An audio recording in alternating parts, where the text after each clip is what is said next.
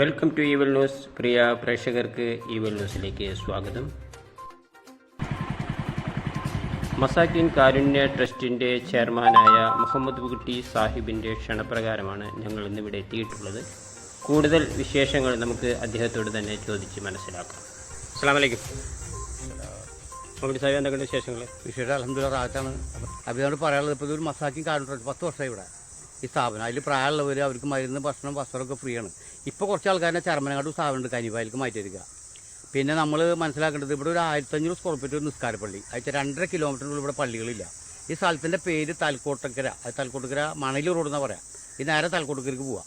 അപ്പോൾ ഇവിടെ നമ്മൾ മനസ്സിലാക്കേണ്ടത്, പലവരും ഓടി വന്നിട്ട് നമുക്ക് നിസ്കരിക്കാൻ സൗകര്യമില്ല. 2-3 കൊല്ലത്തോളം ആൾക്കാർ ഇങ്ങനെ വന്നു. അപ്പോൾ ഒരു 10 സെൻറ്റ് സ്ഥലം അതിന് വേണ്ടി നമ്മൾ മാറ്റി വെച്ച് ഒരു 1500 സ്ക്വയർ ഫീറ്റ് അത് തറക്കല്ലൊക്കെ ഇട്ട് വലിയ വിപുലമായ പരിപാടി ഒക്കെ നമ്മൾ നടത്തിയപ്പോൾ. അപ്പോൾ നമുക്കിപ്പോൾ വേണ്ടത് വെച്ചാൽ ഈ ഏരിയ നമ്മളൊന്ന് നന്നാക്കി എടുക്കുക എന്നുള്ള ഉദ്ദേശം നമുക്കുള്ളത്.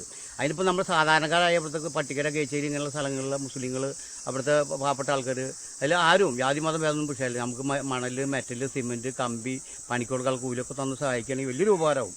അപ്പോൾ അത് അബീബന് വന്നിട്ട് നമ്മൾ കണ്ടിട്ട് സംസാരിക്കാനുള്ള കാരണം എന്താ വെച്ചാൽ, കൃത്യമായിട്ട് നമുക്ക് ഈ ഭാഗത്തൊന്ന് വൃത്തിയാക്കി എടുക്കണം. ഇപ്പോൾ നമുക്കറിയാലോ കാലഘട്ടം, brown sugar, hair oil, NDM അങ്ങനെയുള്ള വിഷയങ്ങളൊക്കെ ഉണ്ട്. അപ്പോൾ അവിടെ ഒന്ന് നന്നാക്കാൻ കൂടിയിട്ട് മാത്രമാണ്. അപ്പോൾ അതുകൊണ്ട് നമ്മളൊന്ന് സഹകരിച്ചിട്ട് അത് മുന്നോട്ട് കൊണ്ടുപോകണം. അത് വൃത്തിയാക്കിയിട്ട് നമ്മൾ ഈ കാര്യങ്ങൾ ചെയ്യുന്നുണ്ട്. എല്ലാ കാര്യങ്ങളും ഞങ്ങൾ കമ്മിറ്റി ഭാരവാഹികളും യോഗം കൂടി തറക്കല്ലിട്ടുകളെ ഭംഗിയാക്കിയിട്ടുണ്ട്. അപ്പോൾ ട്രസ്റ്റ് ഇവിടെ ഉണ്ട്. അതിൻ്റെ മുന്നിലാണ് ഇപ്പോൾ ഈ പള്ളി. ഒരു 6 മാസം കഴിഞ്ഞാണ് അതിന് അനുവാദം കിട്ടിയത്. അപ്പോൾ എല്ലാ സംവിധാനം നമ്മൾ ചെയ്തു വെച്ചിട്ടുണ്ട്. അപ്പോൾ ഇത്രയും നമുക്ക് പറയാനുള്ളൂ. അപ്പോൾ എല്ലാ ജനങ്ങളും നമ്മൾ കേച്ച്, ഇപ്പോൾ ചൂണ്ട പഞ്ചായത്തിലുള്ളവരാണ് നമ്മൾ സഹായിക്കുന്നത്, പുറത്തുള്ളവർക്കും സഹായിക്കാം. അപ്പോൾ അബീബിൻ്റെ ഈ വാർത്ത കണ്ട് സഹായിക്കാം. എല്ലാ അനുഗ്രഹമാണ്, നമുക്ക് വലിയൊരു ഗുണമാണ്. ഈ രാജ്യത്ത്, ഈ നാടിനൊരു സമൂഹത്തിന് ഒരു ഹൈലൈറ്റ് ചെയ്ത് നമ്മളൊരു ചൈതന്യം ഉണ്ടാക്കുകയാണെങ്കിൽ. അപ്പോൾ ഇത്രയും എനിക്ക് പറയാനുള്ളത്.